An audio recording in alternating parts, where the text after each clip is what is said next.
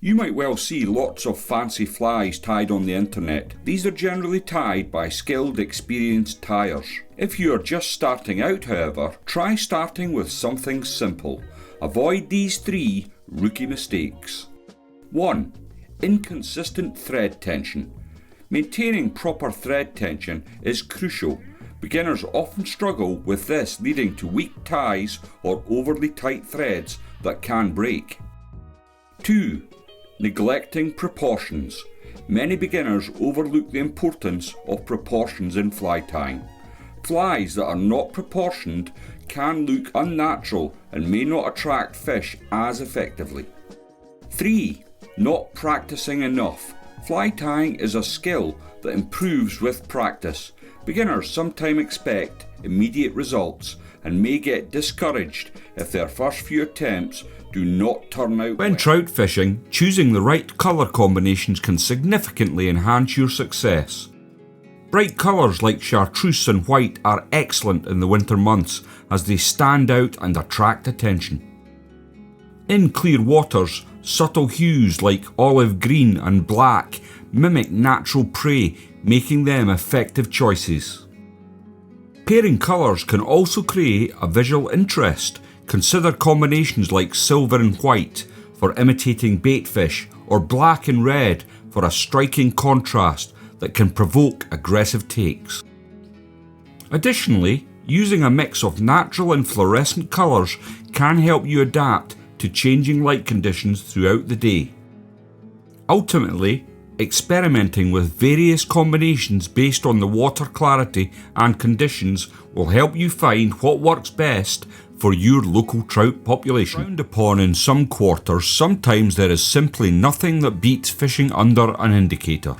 When fly fishing with an indicator, choosing the right flies can significantly enhance your chances of success. Indicator fishing typically targets fish that want a static presentation. Effective flies include nymphs, which imitate immature aquatic insects, and small streamers that mimic baitfish or other small creatures. Using an indicator allows anglers to detect subtle takes, making it easier to hook fish that might otherwise go unnoticed. The indicator is positioned above the fly, providing a visual cue when a fish takes. This method works particularly well in rivers and lakes. By adjusting the depth of the indicator, anglers can target different layers of the water column, maximising their chances of landing fish. To achieve the best finish on varnished buzzers for fly fishing, start by tying a buzzer that suits this finish. Not all patterns do. There are several ways to get that glass-like finish on these type of flies. I am going to show you how I achieve the finish on my flies. After the fly is tied, I add a coat of superglue to seal the fly. You do have to wait for this to dry. If you are doing a batch, put it to the side and start another fly. After the fly is completely dry, apply some tack-free UV resin and work it around the body of the fly. Cure the resin. Repeat this process until you get the finish you desire. If you are a belt and braces type of tyer, a thin coat of varnish really does set it off. If you would like to know how to fish this fly, check out my latest long form video on the channel. In fly fishing with a size 22 dry midge pattern, start by selecting the right location, ideally near slow moving or still water where midges are prevalent. Use a lightweight rod and tip it to avoid spooking fish. Cast gently, allowing the fly to land softly on the water's surface. Focus on observing the water for rising fish, which can indicate feeding activity. Present the fly with a delicate drag-free drift, mimicking the natural behaviour of midges. Ensure to degrease your leader material. When you see a rise, set the hook quickly but gently to avoid tearing the small hook from the fish's mouth. Maintain a low profile and minimise movement to increase your chances of success, as these tiny patterns can be very effective in enticing even the most cautious. There can be great sport to be had from fishing buzzers deep. To achieve this, start with a heavy gauged hook like the Hanak H310 barbless. To achieve depth quickly, this varnished style of fly will sink through the water column in double quick time and act as an anchor for your team of flies. Pay attention to the end of your fly line for any subtle takes on the drop. Ensure you give the fly time to sink to the depth.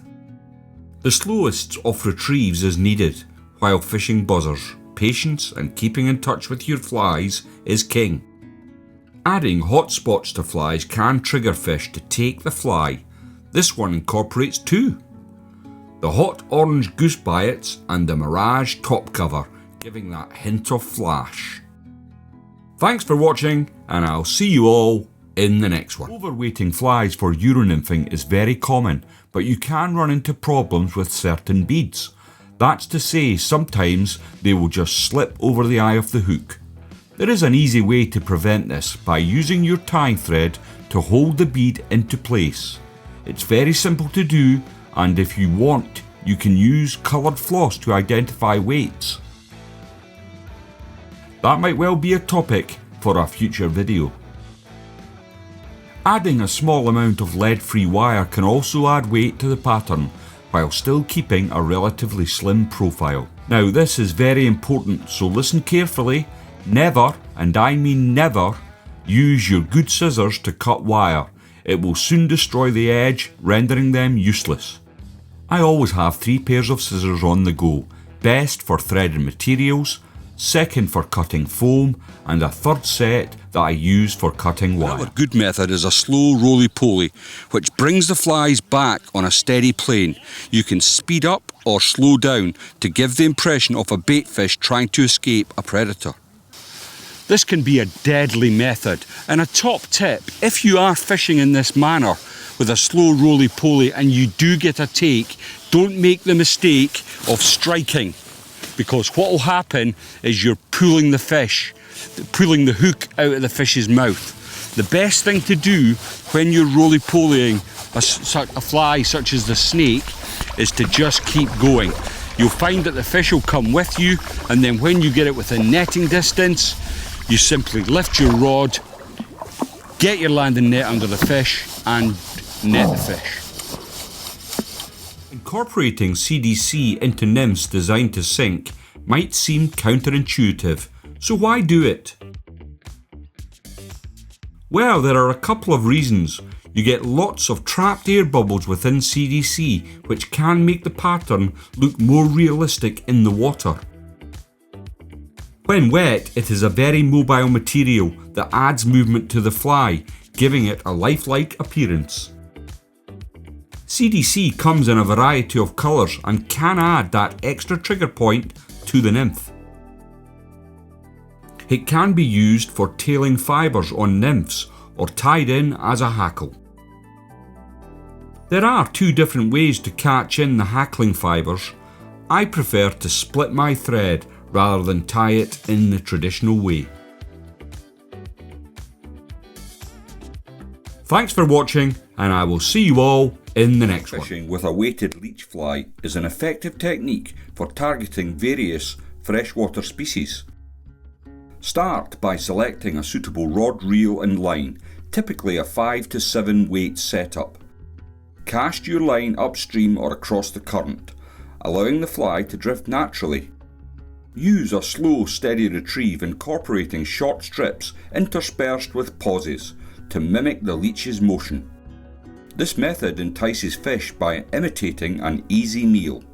Pay attention to your line for any subtle movement indicating a take. Set the hook with a swift upward motion when you feel resistance. Be adaptable to varying depths and currents, adjusting your retrieve speeds and casting angles as necessary.